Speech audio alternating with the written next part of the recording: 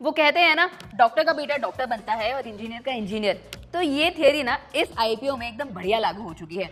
Budget के सिर्फ 2 दिन पहले ही एक आईपीओ आने वाला है। कितना बड़ा होगा जानेंगे इस वीडियो में। इस वीडियो में ये भी जानेंगे कि आपका इस आईपीओ में इन्वेस्ट करना किस हद तक सही होने वाला है। वैसे इस आईपीओ में शेयर होल्डर कोटा है, जो एक अच्छी बात है। जो भी लोग आईपीओ में निवेश करते हैं उनके लिए एक अच्छी खबर है ये, क्योंकि यहाँ पर हम 2 एप्लीकेशन के साथ आईपीओ में अपना फॉर्म जो है वो फिल कर सकते हैं।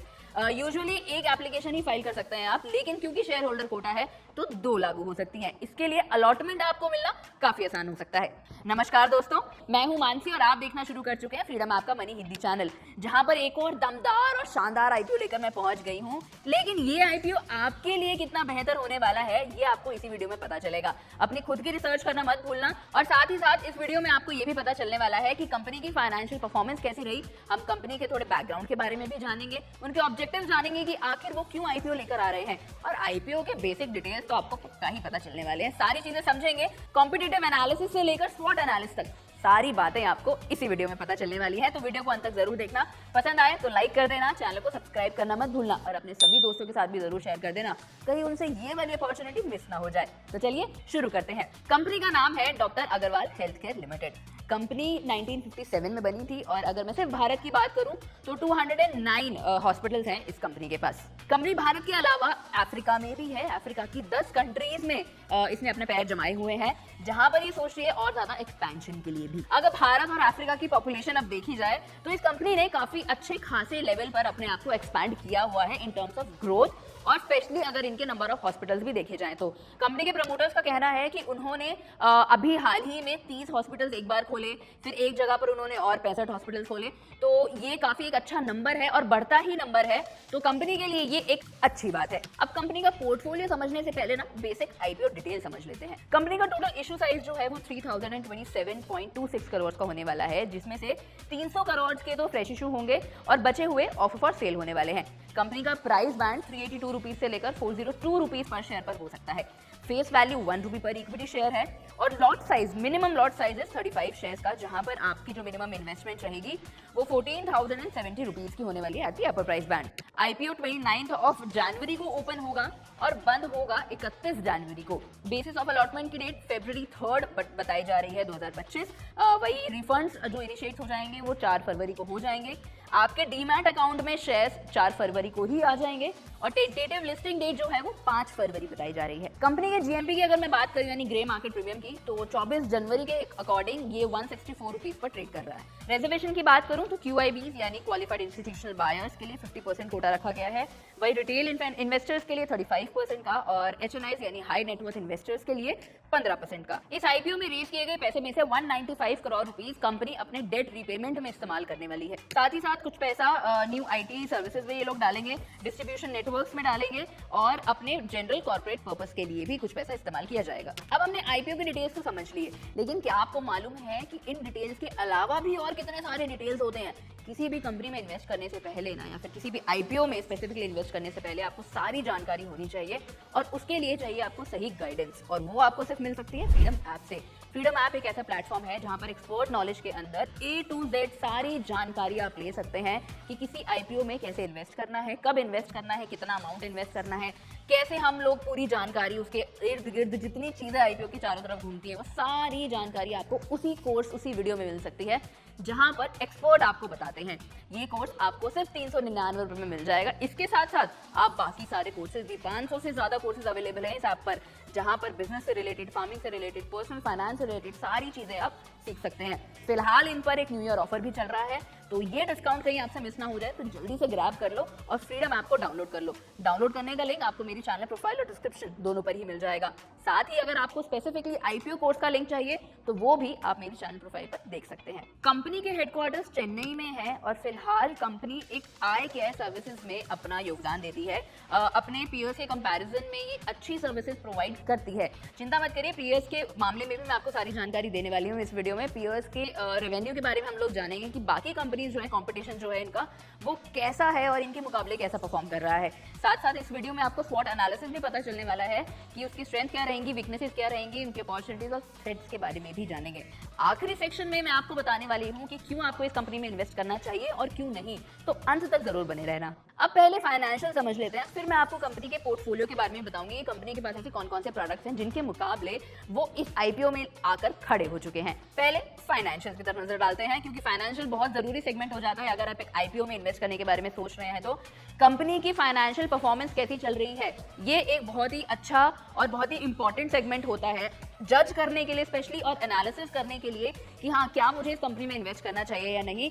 इस सेगमेंट से आपको इसकी पास्ट परफॉर्मेंस, फ्यूचर प्रेडिक्शंस और करंट परफॉर्मेंस के बारे में भी पता चलता है। कंपनी के रेवेन्यू की अगर बात करूं तो FY 21-22 में कंपनी के पास 713.78 करोड़ का रेवेन्यू था। FY 22-23 में कंपनी ने 1031.49 करोड़ का रेवेन्यू कमाया। वहीं FY 23-24 में कंपनी 1376.45 करोड़ पर पहुंच गई। पैट की तरफ अगर नजर डालें यानी प्रॉफिट आफ्टर टैक्स की, तो FY 21-22 में कंपनी का पैट 43.16 करोड़ का रहा। FY 22-23 में कंपनी 103.23 करोड़ पर पहुंच गई और वहीं FY 23-24 में कंपनी 95.05 करोड़ पर थी। यहाँ पर हमें पता चलता है कि कंपनी पॉजिटिव तो है, यानी कंपनी प्रॉफिट में तो रही है, लेकिन comparatively to the previous year company का प्रॉफिट कम हो गया है। वहीं नेट वर्थ अगर देखें तो कंपनी FY 21-22 में 212.34 करोड़ पर थी। FY 22-23 में ये 627.83 करोड़ पर पहुंच गई। वहीं FY 23-24 में ये 1337.68 करोड़ पर पहुंच गई। चलिए अब साल के कुछ की परफॉर्मेंस की तरफ भी नजर डाल लेते हैं। FY 23-24 में कंपनी का ROE 9.33% पर रहा। ROCE यानी रिटर्न ऑन कैपिटल एम्प्लॉयड उनका 14.61% पर रहा। वहीं रिटर्न ऑन नेट वर्थ की अगर बात करें यानी RONW इनका 6.21 का था। EPS यानी अर्निंग पर शेयर, ये भी एक काफी इंपॉर्टेंट पॉइंट होता है नजर में रखने के लिए। तो प्री आईपीओ ये 3.08 रुपीज पर थे, post IPO 2.51 rupees per. P ratio अगर मैं आपको बताऊं तो ये प्री आईपीओ में 130.44 पर थे और पोस्ट आईपीओ 160.48 पर। डेट टू इक्विटी रेशियो यानी कंपनी के पास कर्ज कितना है, ये तो बहुत ज्यादा जरूरी हो जाता है, क्योंकि किसी भी कंपनी के पास अगर एक अच्छा खासा अमाउंट आ रहा है स्पेशली आईपीओ से, या वो कहीं ना कहीं से भी कोई भी फंड्स उठा रहे हैं, तो कंपनी सबसे पहले यही प्रेफर करती है कि वो अपना कर्ज चुका दे, यानी अपना डेट की रीपेमेंट पहले कर दे, जो कि इस कंपनी का आईपीओ आने के बाद भी इस कंपनी का मेन एजेंडा अपने फ्रेश इशू में से कर्ज चुकाना ही है, इनके डेट की रीपेमेंट ही है। अगर डेट टू इक्विटी रेशियो मैं आपको यहाँ बताऊं तो FY 21-22 में ये 2.71 पर थी। वहीं FY 23-24 में कम होकर 0.70 पर पहुंच गई।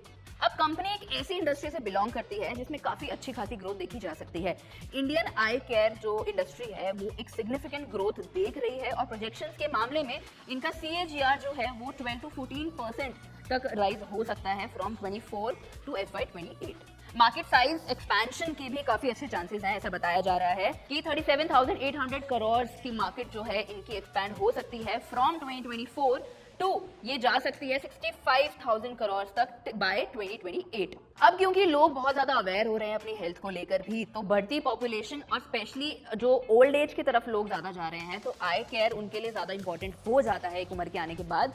तो उनके लिए, उनकी पॉपुलेशन के लिए भी, एजिंग पॉपुलेशन के लिए अगर वो पॉपुलेशन बढ़ रही है तो ये इस कंपनी के लिए एक पॉजिटिव इंपैक्ट डाल सकता है। और ये बात तो हम सभी जानते हैं कि सरकार के साथ साथ कंपनीज खुद भी अब अपनी मेडिकल एडवांसमेंट लाने में अपने आप को काफी इन्वॉल्व कर रही हैं। चलिए अब मैंने मेडिकल टेक्नोलॉजी और एडवांसमेंट की तो बात की है, इसके साथ साथ जरा हम ये भी जान लेते हैं कि इन टेक्नोलॉजीज का इस्तेमाल ये कंपनी अपने प्रोडक्ट्स और सर्विसेज में करती कैसे है।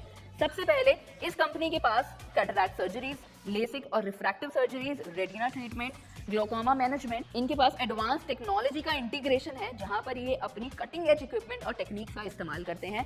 स्पेशली इनका मेन फोकस रहता है पेशेंट सेंट्रिक केयर, यानी ये अपने पेशेंट्स की काफ़ी अच्छी, मतलब एक मेन फोकस जो इनका पॉइंट रहता है हमेशा अपनी सर्विसेज को देते हुए कि हमारा कस्टमर सेटिस्फैक्शन पॉइंट हमेशा रहे, हमारा जो पेशेंट हमारे पास आ रहा है वो हमारे साथ एकदम बढ़िया तरीके से तो इन्वॉल्व हो ही जाए, साथ ही साथ सेटिस्फाई होकर जाए। चलिए स्वॉट एनालिसिस समझने से पहले जरा पीयर्स की तरफ नजर डाल लेते हैं, क्योंकि कंपटीशन तो कम नहीं है। अब किसी भी सेक्टर में कहीं भी आप चले जाइए, कोई भी कंपनी शुरू कर लीजिए, कंपटीशन आपके साथ साथ रहता है। तो इस कंपनी के जो पीयर्स हैं उनमें आते हैं Apollo hospital enterprise limited, max health care institute, Fortis health care limited और ग्लोबल हेल्थ लिमिटेड। अब डॉक्टर अग्रवाल की रेवेन्यू के बारे में तो मैंने आपको बता दिया है, ये 1376.4 करोड़ के रेवेन्यू पर रहे। अपोलो हॉस्पिटल की अगर रेवेन्यू की बात करूं तो ये 19,659.20 करोड़ पर, काफी बड़ा नंबर है ये। वहीं मैक्स हेल्थ केयर इंस्टीट्यूट की अगर बात करूं तो ये 6849 करोड़ पर है। वहीं फोर्टिस हेल्थ केयर लिमिटेड की और अगर हम देखें तो ये 6892.92 करोड़ पर। वहीं global health care limited 3275.11 crore पर। डॉक्टर अग्रवाल का फोकस एरिया वही कॉम्प्रिहेंसिव आई केयर पर रहा है हमेशा, और बाकी जितने हॉस्पिटल्स और इंस्टीट्यूशंस जितने भी मैंने आपको बताया ये सारे मल्टी स्पेशलिटी हॉस्पिटल्स में ही अंदर आते। अब बारी आ चुकी है स्ट्रेंथ, वीकनेस, अपॉर्चुनिटीज और थ्रेट्स, रिस्क जानने की कि आखिर कंपनी ऐसा कहां पर स्टैंड करती है कि हम ये एनालाइज कर पाए कि ये आईपीओ हमारे लिए कितना बेहतर होने वाला है। तो सबसे पहले स्ट्रेंथ जान लेते हैं, अच्छी शुरुआत करते हैं। स्ट्रेंथ के मामले में जैसे कि मैंने आपको स्टार्टिंग में बताया था कि डॉक्टर का बेटा डॉक्टर, तो ये कंपनी एक लेगेसी फॉलो करती आ रही है जहां पर काफी जनरेशन से ही इनके अंदर ये रहा है कि हमें अपना ही बिजनेस या फिर अपना ही एक स्ट्रेंथ पर फोकस करना है। तो ये कहीं ना कहीं इनका एक अच्छा फैक्टर है जो इस कंपनी में इन्वेस्ट करने के लिए आपको कहीं ना कहीं ये माइंड में डाल सकता है कि हाँ पॉजिटिव तो है। वहीं इनका इंडिया और अफ्रीका में एक अच्छा नेटवर्क भी है, ये भी इनकी स्ट्रेंथ्स में आता है। वहीं इनके पास कॉम्प्रिहेंसिव आई केयर सर्विसेज हैं और स्ट्रॉन्ग फाइनेंशियल ग्रोथ तो हम देख ही रहे हैं। हमने देखा कि पिछले सालों से अगर कंपेयर किया जाए तो उन्होंने काफी अपने आप को फाइनेंशियली इंप्रूव किया है। वीकनेस अगर देखें तो कमजोरी इनकी कही जा सकती है कि क्योंकि ये मल्टी स्पेशलिटी नहीं है और अपने सिर्फ एक ही सेक्टर के ऊपर फोकस कर रहे हैं, तो इन केस अगर आगे चल के कोई भी चेंज इस सेक्टर में आता है या फिर इस इंडस्ट्री में आता है तो ये इनके ऊपर इम्पैक्ट डाल सकता है नेगेटिवली। तो वो कहीं ना कहीं का एक वीकनेस वाला पॉइंट है। वहीं ये एक ऐसी टेक्नोलॉजी और अपग्रेड्स का इस्तेमाल करते हैं जो काफ़ी एक्सपेंसिव होती हैं, खर्चा इनके पास काफ़ी बड़ा रहता है। तो उस हिसाब से अगर ये अपना प्रॉफिट या रेवेन्यू नहीं कमाएंगे तो कंपनी को लॉस हो सकता है। हालांकि ये चीज इतना बड़ा फैक्टर अभी नहीं है फिलहाल, क्योंकि कंपनी ऑलरेडी एक प्रॉफिट मेकिंग कंपनी है। अपॉर्चुनिटीज की तरफ देखिए, यानी कि कंपनी के पास ऐसे कौन कौन सी इनको फ्यूचरिस्टिक ग्रोथ दे सकता है वो फैक्टर। अब क्योंकि ये कंपनी आई सर्विसेज और अपनी आई सर्जरीज में ज्यादा इन्वॉल्व है तो उसकी डिमांड बहुत ज्यादा बढ़ रही है फिलहाल। चाहे हम एजिंग ग्रुप की बात करें या फिर यंगस्टर्स की बात करें तो लोग काफी ज्यादा अवेयर हो रहे हैं इस चीज को लेकर। तो ये इनके लिए एक अच्छी अपॉर्चुनिटी साबित हो सकती है फ्यूचर में जाकर।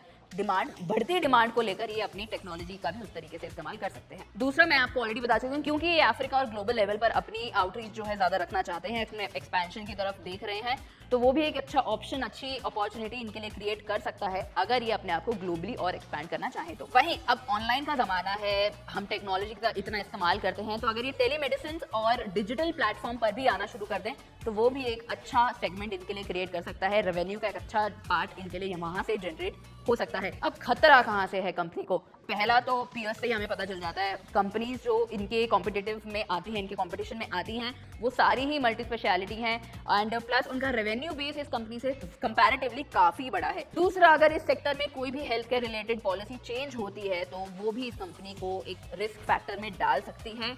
अगर ऐसी कोई भी पॉलिसी आ जाए जहां पर जो इनसे इन कंपनी के वर्किंग प्रोसीजर से अलाइन ना हो तो कंपनी को कहीं ना कहीं खतरा महसूस करना पड़ सकता है। वहीं ये तो हम जानते हैं, कोई भी इकोनॉमिक डाउनफॉल जैसे कि कोविड के टाइम का या फिर ऐसा कोई भी पेंडेमिक या एपिडेमिक आ जाता है तो वो तो definitely not even at a national level but also global level पर काफ़ी इम्पैक्ट डालता है।